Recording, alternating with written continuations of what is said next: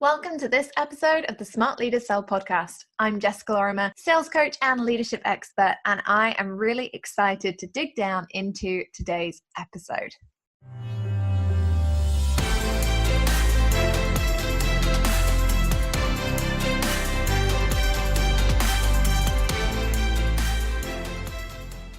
Okay, poddies, today I am sharing the ins and outs of the wonderful world of list segmentation. Woo woo!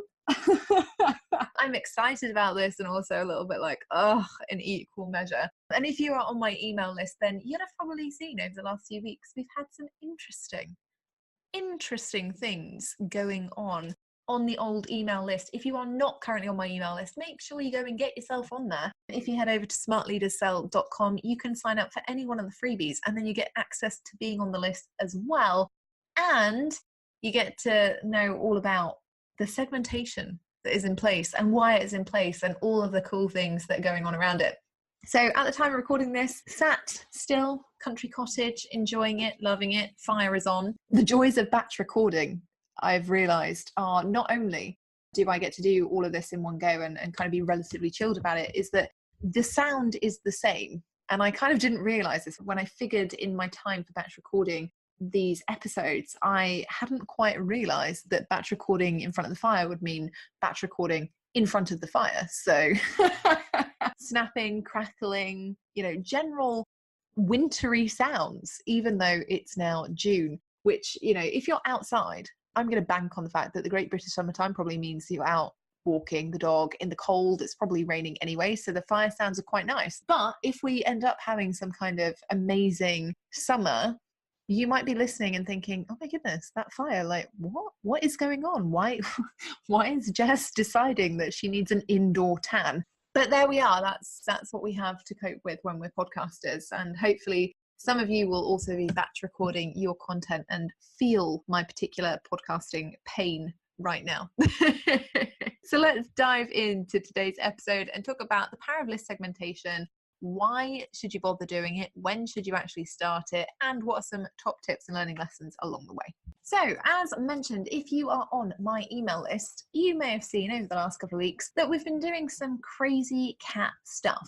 And I say crazy cat because some of it didn't quite go in the exact way that we were expecting. A few weeks ago, I decided that when you have a list that is the size that mine is, sometimes it can be quite difficult to keep track of people and what they're doing. And so whilst we segment fairly regularly in my business, actually over time, as you run a business for 5 years and you have people signing up for things left, right and center, what tends to happen is you actually end up with lots and lots of lists of people doing different things, and you're not always able to see their journey in a cohesive way. That combined with the fact that we'd had some lovely people, poddies and non-poddies, had come to us and said, well, weirdly, Jess, we're not receiving any of your emails. Are you still email marketing? And I was like, we've been sending out 2 emails a week for goodness knows how long. And so I went off, trotted off to ActiveCampaign and said, look guys, what's the deal with this? Why are these amazing people not getting my awesome emails?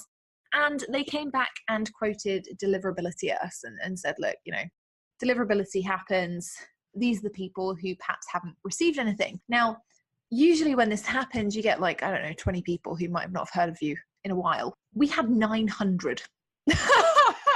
So there's quite a few people who hadn't heard from us in quite a while. And it was a little bit nerve-wracking, if I'm honest, thinking, oh my goodness, we're now going to have to email 900 people who haven't heard from us in a fairly sustained period of time.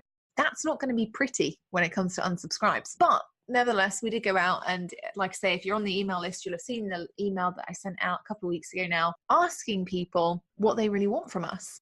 And we sent out a really transparent email to my entire list explaining about the deliverability issues and explaining to the 900 people who are now getting this email, hey, look, guess what? You're back on the list. Yay. And actually out of those 900, we only got 72 unsubscribes, which is not bad at all. That's less than 10%. I'll take it. However, what I then decided to do, being the smarty pants that I am, I thought, well, now is a really good time if we've got these 900 people or 823 or whatever back on the list and excited. Now is the time for us to do some really good segmentation and really, get rid of old tags and get rid of old lists and just do some hygiene. Why list segmentation? You might be thinking, well, I know that most of you will have heard of list segmentation, and most of you will even know what it is, but you might not be doing it. And for me, list segmentation is one of the reasons that I've been able to sell so much in my business, even with a smaller audience than the majority of my peer group.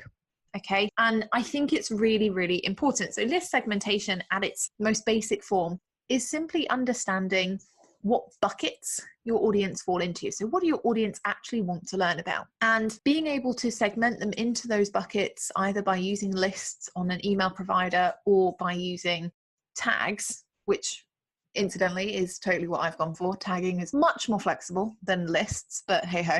Having those people in those specific groups so that you can actually cater better to them. And that's the interesting thing for me. And incidentally, is one of the things I found hardest about other content mediums.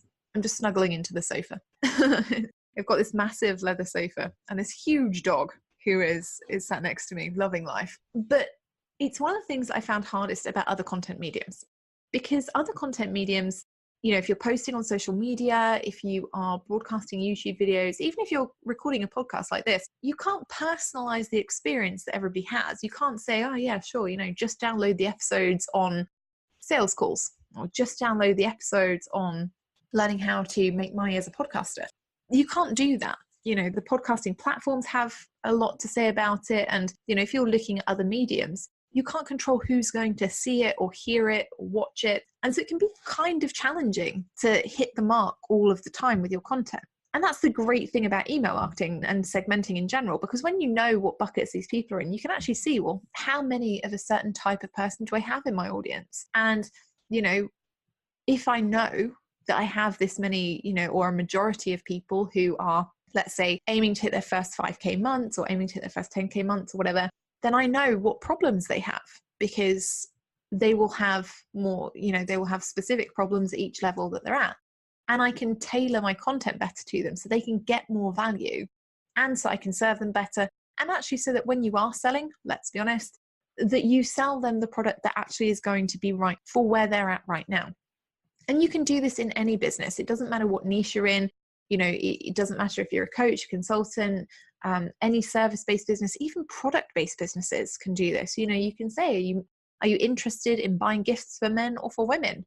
Or, are you interested in menswear or women's wear? Or you don't even have to do it by gender. You can do it by occasion. Are you visiting us because you want an anniversary gift or a birthday gift? So segmentation is key for really being able to understand your audience on a deeper level and get to know them better, and also to serve them at a better level. Anyway, we went through this process and I was like, right, I'm splitting it down. And again, we created 4 different categories or segments that I feel we could tailor content to and personalize it for really well.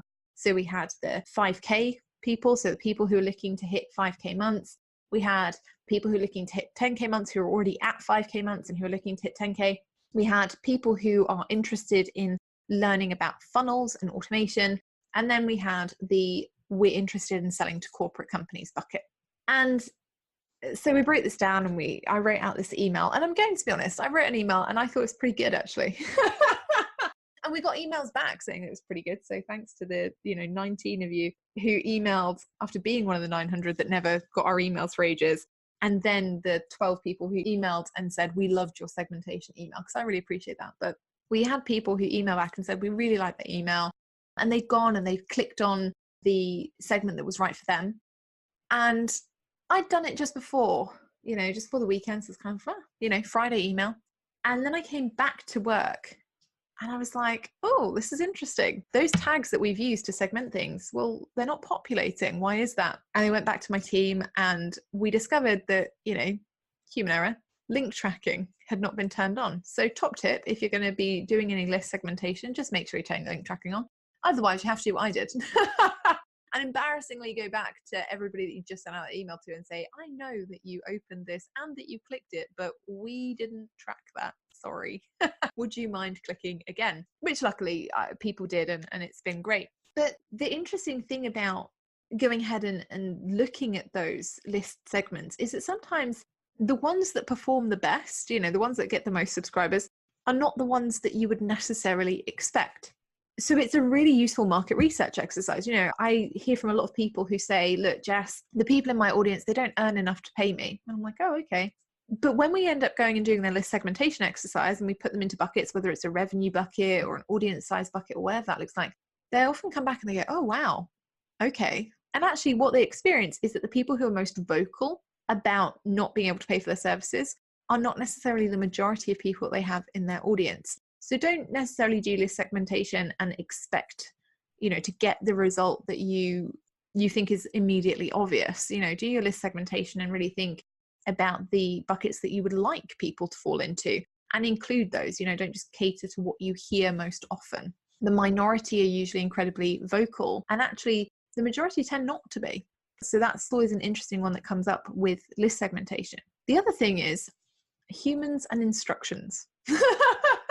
Now, I say this as somebody who did not turn on the link tracking in my email, so I can't really, pose too much of a threat here, but we were really specific, or I was really specific in my email asking people to not sign up, to not click more than one.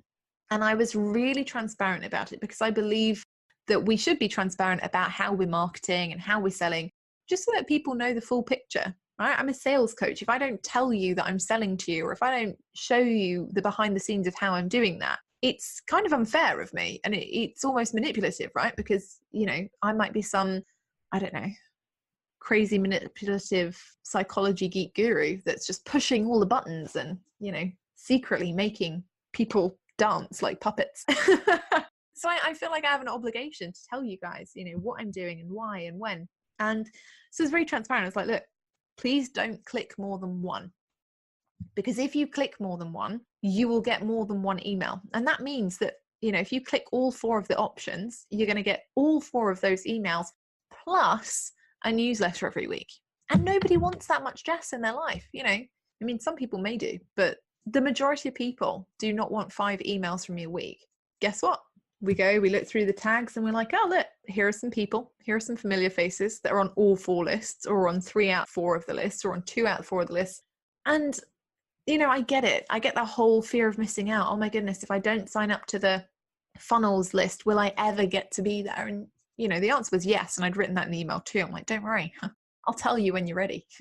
But it also causes problems. Not for me, for me, I'm going to send you the information anyway. It's not really an issue. But for you, it's really hard if you, when you are being segmented, if you pick all of the options. Because if you're somebody who really needs the stuff that's teaching you how to get to your first 5K, and all you're seeing an influx of funnels-based emails into your inbox, and you're seeing a product that's being marketed to help build a funnel, you're going to go and buy that.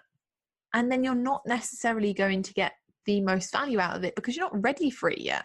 So just think about this, both when you are segmenting, about being transparent with your audience and making sure that they know, please don't go and, join all of them for email marketing reasons, but also for usefulness reasons. And also think about it when you are being segmented, when somebody is trying to help you and personalize your experience.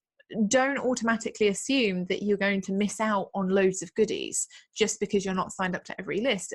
Look at where you really are now and what can really help you where you are now, because they're doing it with the best of intentions. And no, I'm not trying to say that every marketer is doing it solely to give you the best information. Some of them, they just want to sell you stuff, and that is how it is. But let's assume the majority have your best interests at heart. So we have this, when it comes to segmentation, we have these issues. We have people who, they don't necessarily listen, they'll click on everything.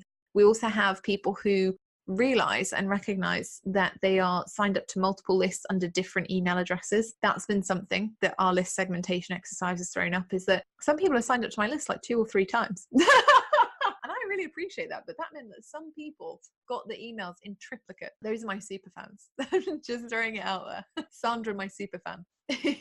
Alison, my super fan. But we do have that, and you are going to get that. So it's important to do your list hygiene regularly and start thinking about when you should be segmenting your list.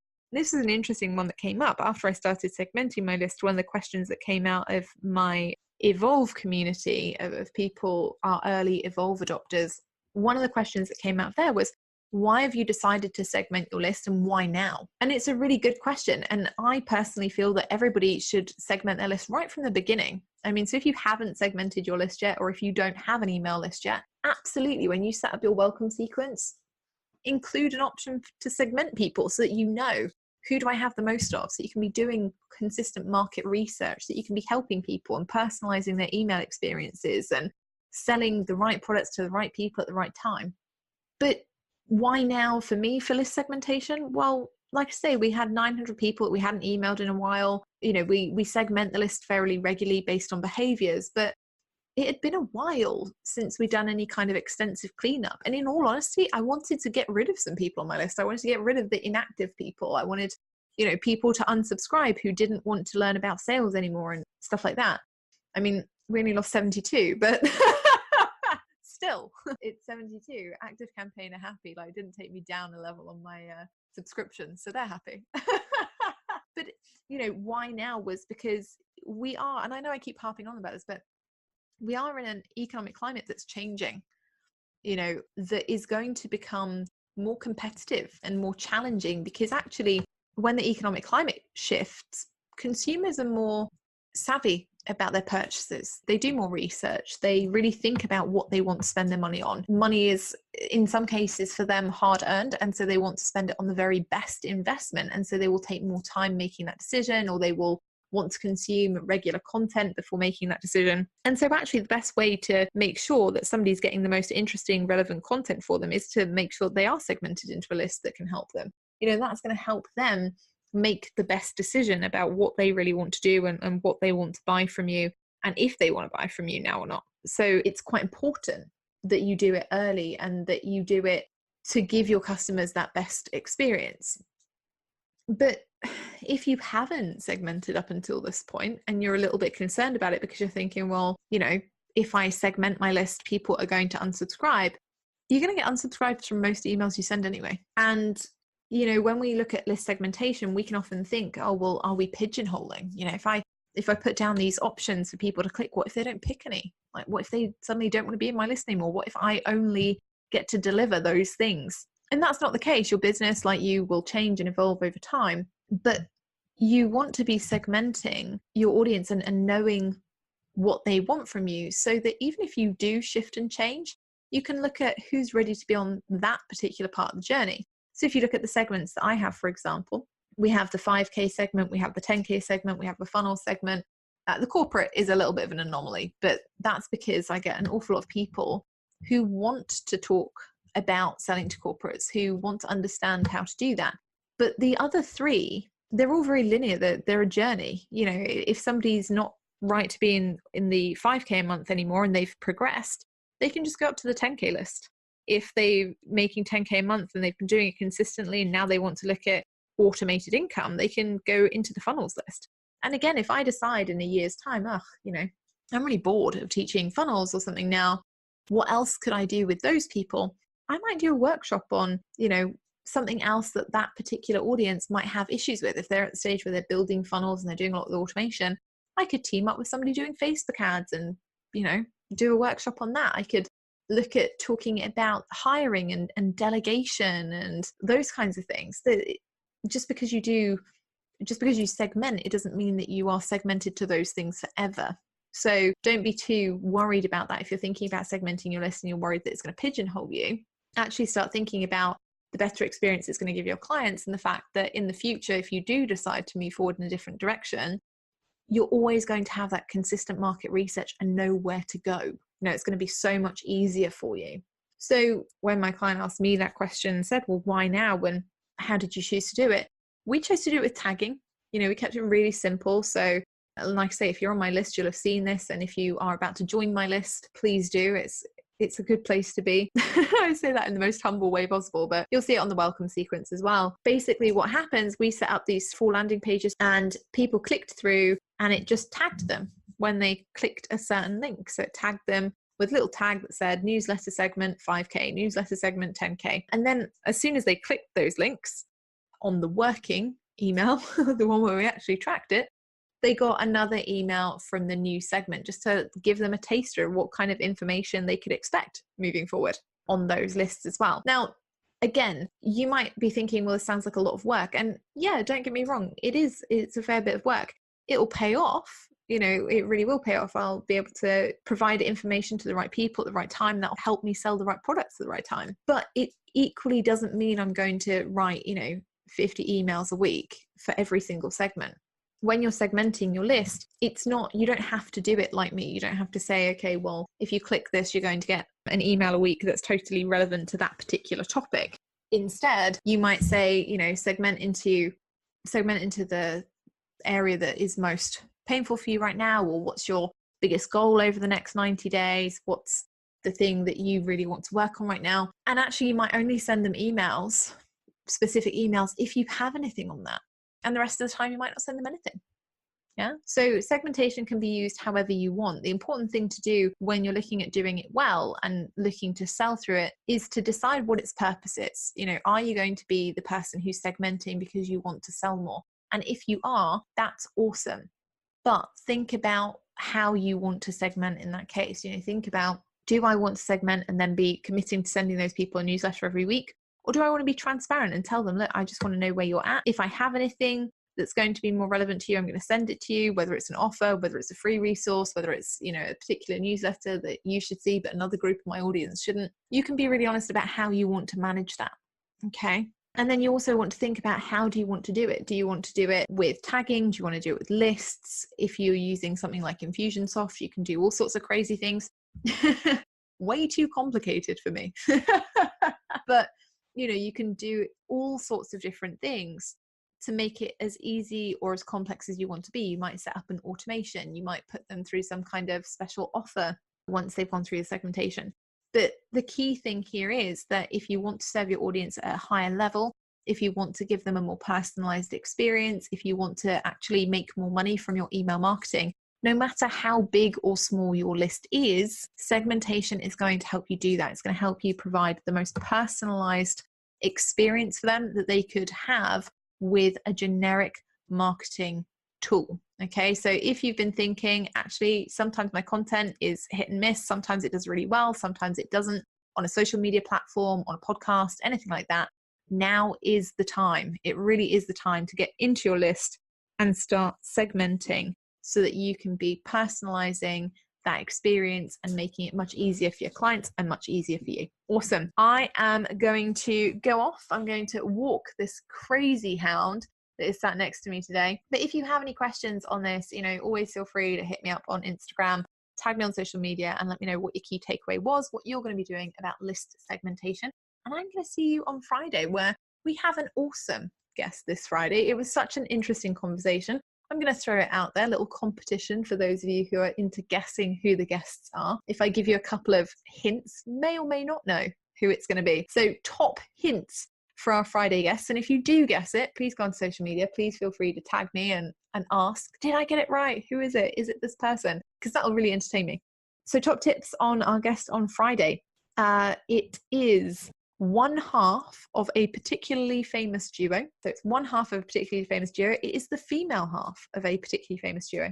She has been instrumental in taking their business from its beginnings, humble beginnings, right through to where it is now, which is one of the most well-known businesses in the podcasting space. That's a super big hint, by the way. And she is incredibly well known for traveling regularly and having on fire Instagram stories. Like, this is a woman who uses Instagram stories like an actual pro.